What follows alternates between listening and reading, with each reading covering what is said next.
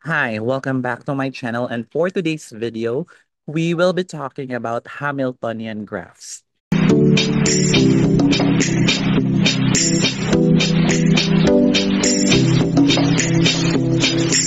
Okay, so what do we mean when we say Hamiltonian graph? Given here that we have a graph G, so we denote G here as a graph, we say that a Hamiltonian path in G is a path that visits every vertex of G exactly once. So whenever you have this graph,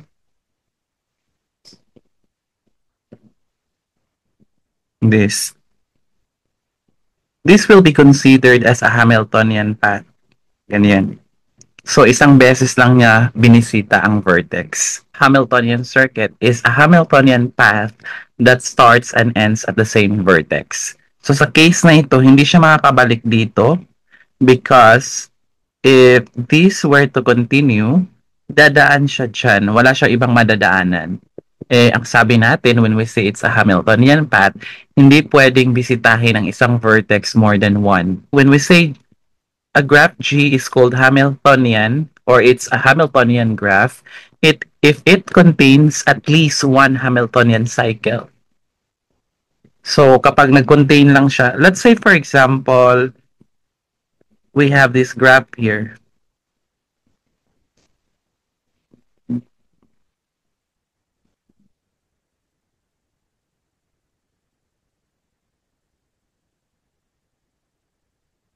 So for cases like this, pwede natin to siyang gawing, kunyari, ganito. Okay. Ayan.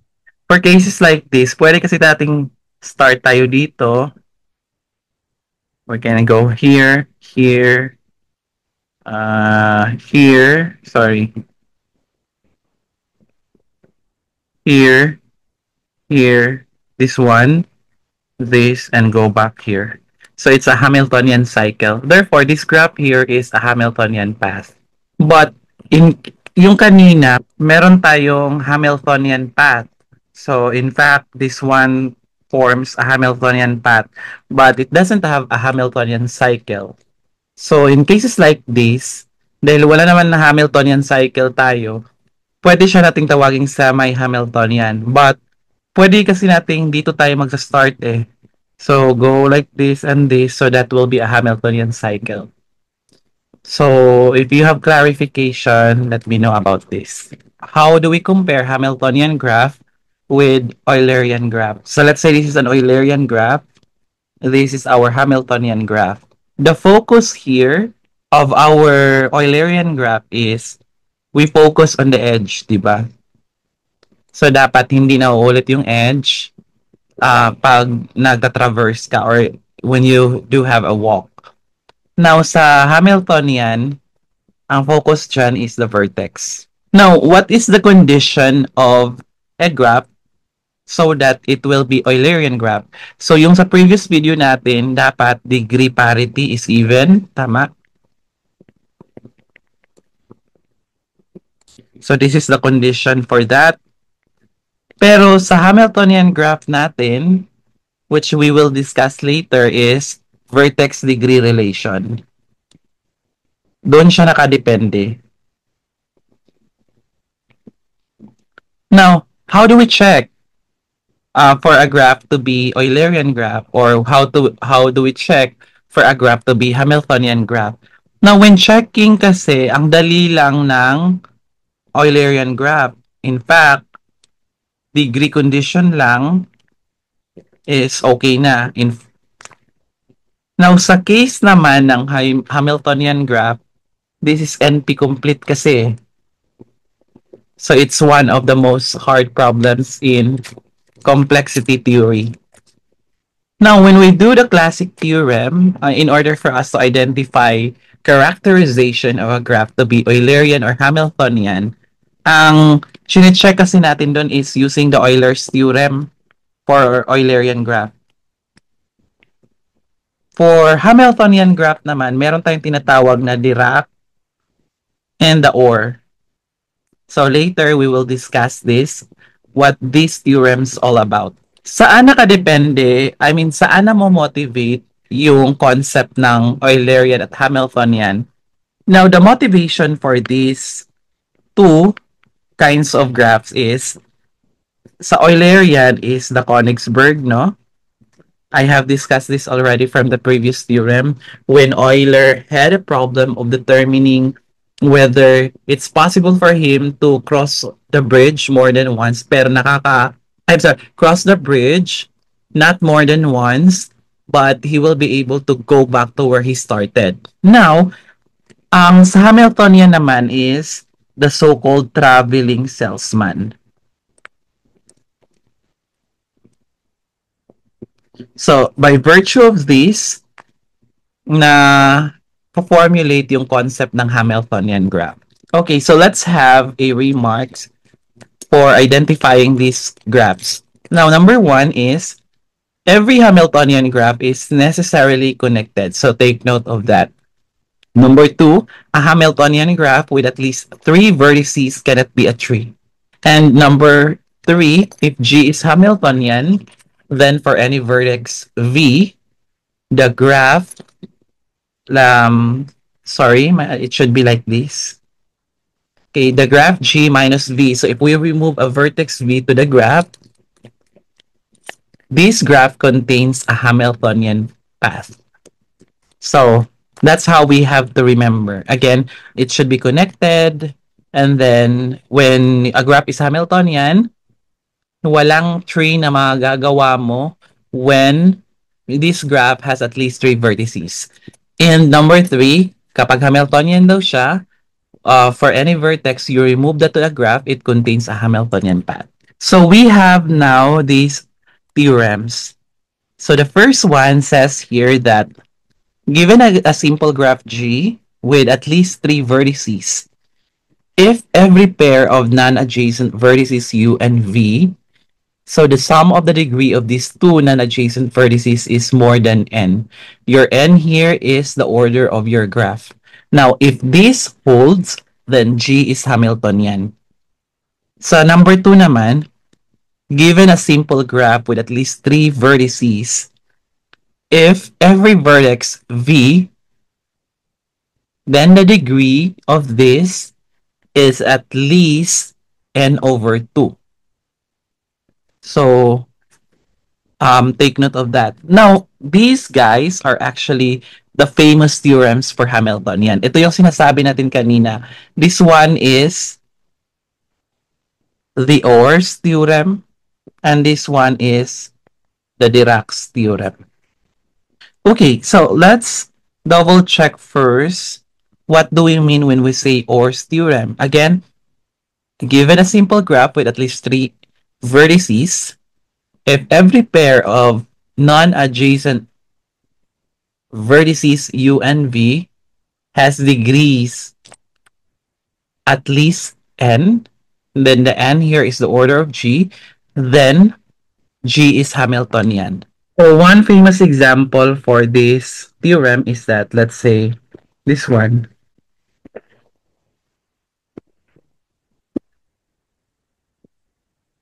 Your n here is 4, tama, and every vertex has degree 2. Now, if you check on that, these two guys here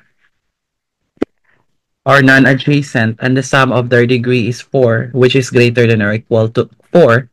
So, technically, nagsasatisfy siya pati ito. So, therefore, by virtue of Or's theorem, this graph is an example of Hamiltonian graph.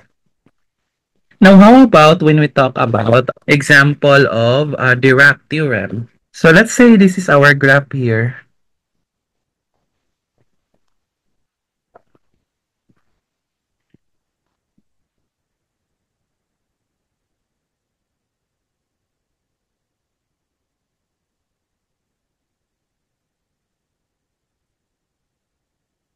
As you can see, this is a complete graph of order 6. Okay, so every graph here, every vertex rather, has degree 5, no?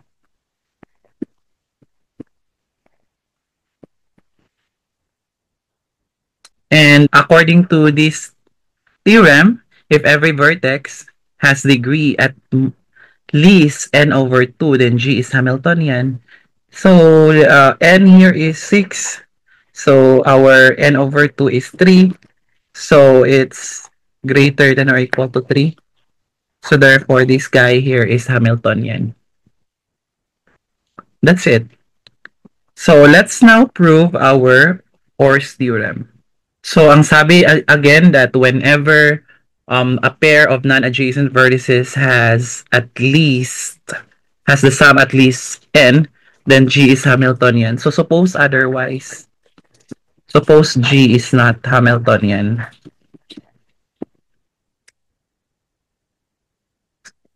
Okay, so we assume P be, let's say I have V1 up to Vk, and let's assume that this is the longest path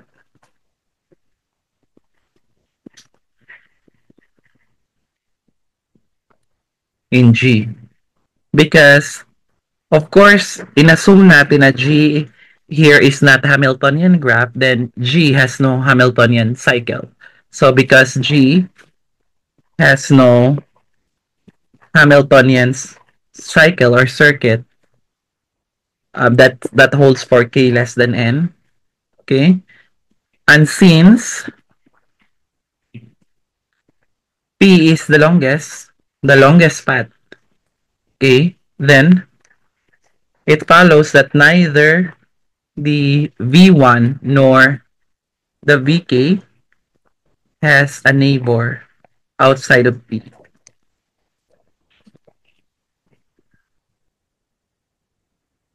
Yes, kasi when you start here from V1 and then you end up till Vk, so kapag may neighbor pa siya, ibig sabihin, may possible pa na path na may extend yan. Well, we assume in the first place that yung V1 papuntang Vk is already the longest. So, ibig sabihin, sila yung dead end sa sinasabing path na yon.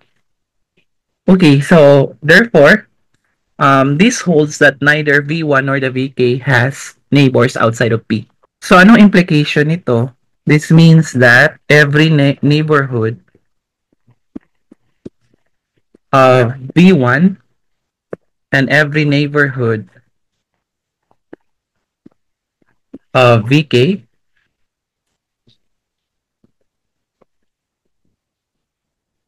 lies only among the vertices, which is from V1 up to Vk. So, ibig sabihin, whenever you have a path here, let's say this is V1 going to Vk, so yung neighbor nila, nasa path lang talaga. Hindi na sila pwedeng maka-neighbor outside of the path. Otherwise, yung path na yon is not the longest. Okay, in particular,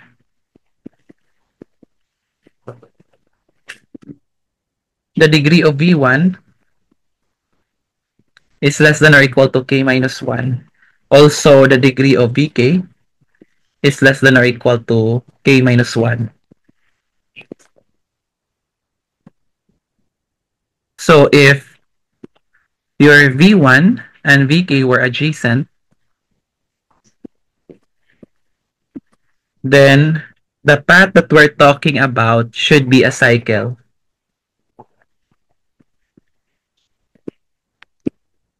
of length k. Tama? Kasi ibig sabihin, whenever this is your V1, di ba? And this is your Vk. So, may dumadaan ka pang mga vertices V sub I dyan, di ba? Your I is greater than 1, less than k. So, ibig sabihin, if they were adjacent, then ibig sabihin, this guy here is a cycle of length k. Otherwise, kung hindi sila adjacent, posible ding may extend siya into path. So, you assume already that since P is the longest path,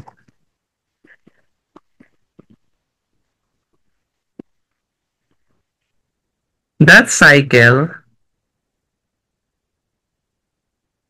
must be Hamiltonian circuit. But we know that k is less than n. This is already a contradiction. Thus, V1 and Vk are not adjacent. Okay, because they are not adjacent, then let's say we will jump into conclusion that the degree of V1, the degree of Vk must be less than or equal to k minus 1 plus k minus 1, which is the same as, tama ba? This is 2k minus 2, which implies that n here is less than 2k minus 2. Because we assume in the first place that, di ba yung hypothesis natin is the degree of u plus the degree of v is greater than or equal to n. This is provided that your u and v here are not adjacent.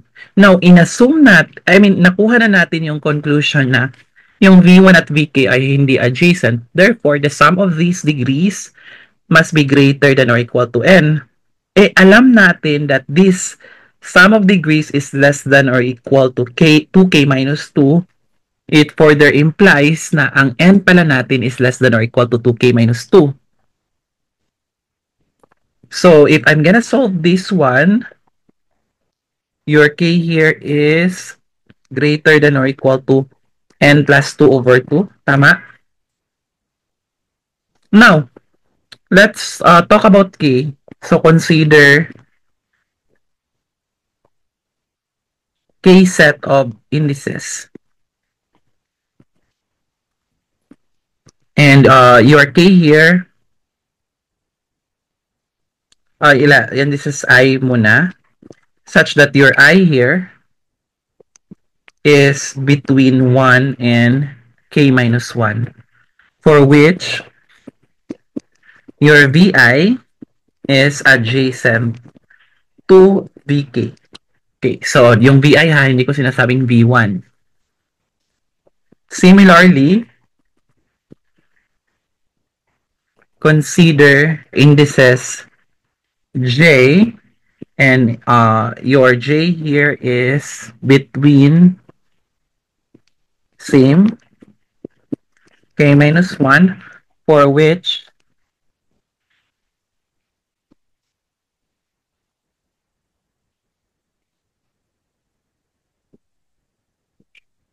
Vj is adjacent to Vk. I'm sorry, it should be V1 rather.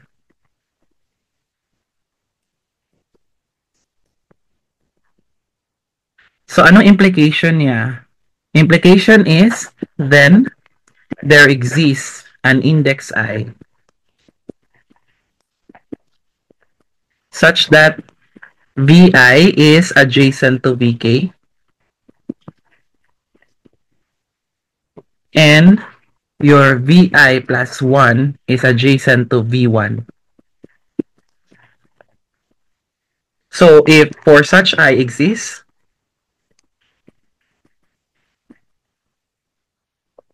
then, anong mangyayari? Ibig sabihin, yung V1 mo with Vi plus 1 as adjacent to it, let's say Vi plus 2, so on until we reach Vk, and then that's the same as Vk minus 1, until V1, this guy forms a cycle. Tama? Kapag kinonect ko sa V1.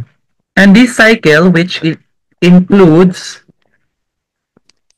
V1 up to Vk as the vertices. That is a cycle of length k. But remember, your k here is less than n. This is already a contradiction. So therefore, ang totoo pala niyan, our graph must be Hamiltonian's graph. That's it. So if you have question, let me know about this. Okay, so by a consequence of having a Hamiltonian graph, we introduce the notion of closure. So the closure of a graph G denoted by the symbol is obtained by recursively adding edges between non-adjacent vertices UV for which these hold until no such pair remains. So, yung ginagawa natin kanina like para gawa natin yung Or's theorem, ma-justify natin, ito yung tinatukoy niya. And that will be a closure of a graph. And by means of the consequence of those theorem, we will introduce the so-called Bondi-Vital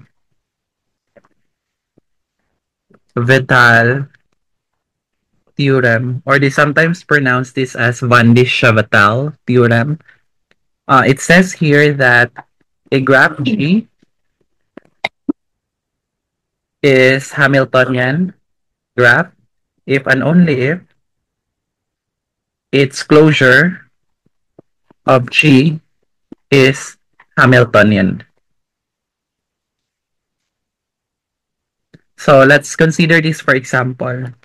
Number one, let's say this is Cn. So the cycle graph of order n. So this is Hamiltonian mainly because for this one is for all n greater than or equal to 3. So the cycle itself is a Hamiltonian cycle. So that's true. Number two here is a complete graph Kn. Your n here is at least 3. Now, napakita natin kanina that there are n minus 1 factorial over two distinct Hamiltonian cycle. And I will leave this to you as exercise how to get this number of these. And I hope you have to do it. Number 3 here is yung Pn natin is semi-Hamiltonian. Kasi meron siyang Hamiltonian path pero wala siyang Hamiltonian cycle. First things first, this is not a cycle, this is a path. That's it. So there are also famous non-Hamiltonian graphs. Number one here is trees. That is with more than two vertices, they are not Hamiltonian. So kasi wala siyang cycle, di ba? Number two is the Petersen graph. This is a famous graph that is not Hamiltonian. And this is famous counterexample. And I want you to check on this. So as a remark for that, I want you to remember that every Hamiltonian graph with n vertices has at least n edges. Yan. Number two, the subgraph, let's say I have H here, subgraph of G. And this H here is induced by Hamiltonian cycle. This has a two regular graph. And number three, if G here is Hamiltonian graph, then the complement of this is not necessarily Hamiltonian graph. So hindi siya necessary. Number four, adding an edge to a non-Hamiltonian graph can make it Hamiltonian. So whenever you have a G here, which is not Hamiltonian graph, but when you add an edge here, E, it can be Hamiltonian. But when you remove a one edge from it, then this Hamiltonian cycle will be destroyed. Okay, so that's it. Okay, that's all for today, and thank you so much for watching. So if you have any question or clarification, please let me know. And for those who are new to my channel, please don't forget to subscribe so that you'll be updated on a lot of videos that I'll be uploading soon. Thank you and have a great day.